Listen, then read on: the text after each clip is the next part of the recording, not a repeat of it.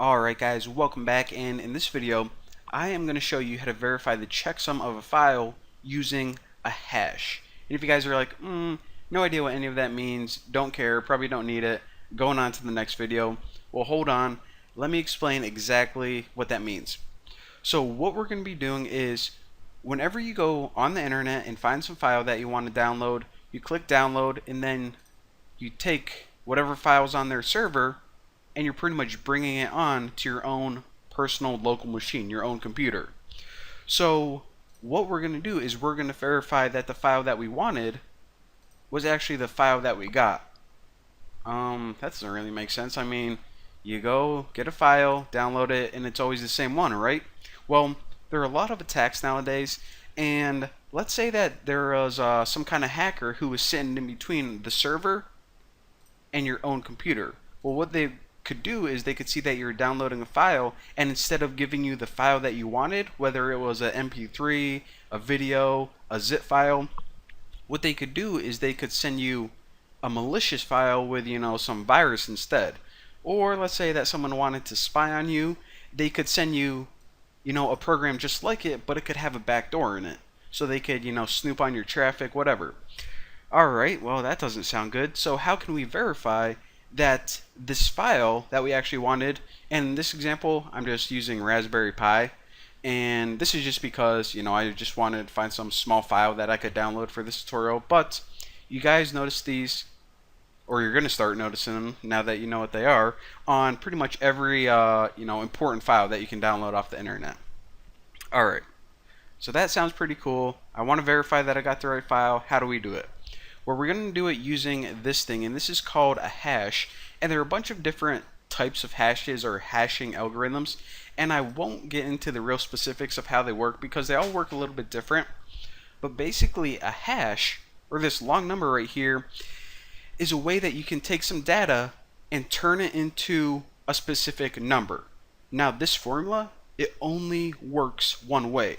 So whenever you take this file, for example, and you run it through this formula, it's always going to give you this number. If you do it in a year, it's still going to give you this number. If you make any changes to this file and run it through the same formula, this number is going to be completely different. So that way, what we can do is we can download this file, run it through the formula on our own computer, and make sure that we end up with this number right here. And if we do, then we know that this is the verified version of the file. If anyone messed with it, then like I said, we're going to get something else. So I already downloaded this before this tutorial, so what I'm going to do is just pop open my terminal and let me switch my profile. Alright, and I also made my background in my terminal kind of transparent, so you guys can kind of see the files. And let me actually change that so it's a little, so you guys can see the actual files behind it. I think it looks pretty cool too. Alright, so what we want to do is this file that we downloaded, we want to check and make sure that we end up with this number as a result.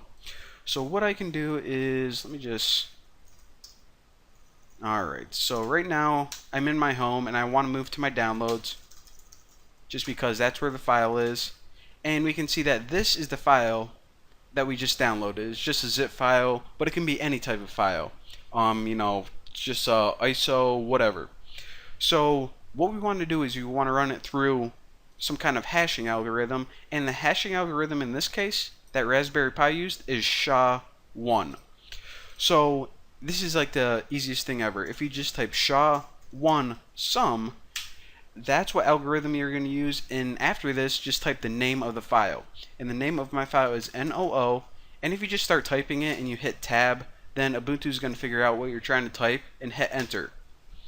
So when we took this file on our own computer, Noobs Lite, and we run it through this algorithm, this formula, we ended up with this value, E14053. Alright, let's look on the website, E14053. Alright, it looks like it's the right number, but and most of the time you can just like look at this and maybe write it down or compare it, read them one by one. But if you guys want a real quick way to just compare them, if you're too lazy to actually read the whole thing, then what you can do is you can just select this and copy it, so you know that this is the verified hash. And then whenever you type your program again, instead of just running it and outputting it, what you can do is use the pipe symbol.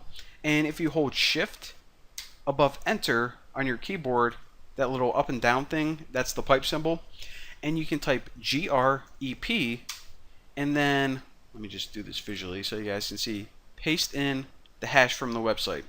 Now what this is going to do is it's going to run the same formula before on our own local file, but it's going to compare this. Again, grep means that you can pattern match using irregular expressions.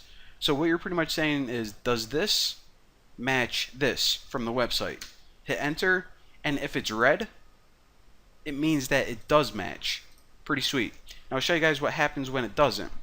So I'm going to run this again, but let's say that the verified hash, we knew instead of this being an A, I'm going to change this to B. So now whenever we run this hashing algorithm or the formula on our computer, it's going to end up different than the verified version.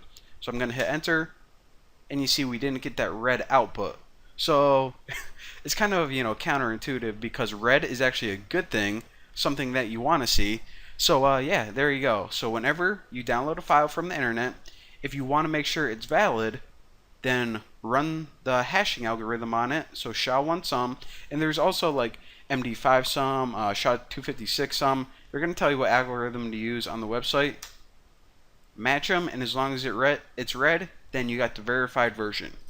Now the last thing I want to talk about before I let you guys go, and you guys don't have to type anything else, is alright, how do I know that someone just didn't hack this website, and or maybe there's a virus on my computer that whenever I go to this website, it's going to give me a fake hash and the fake file.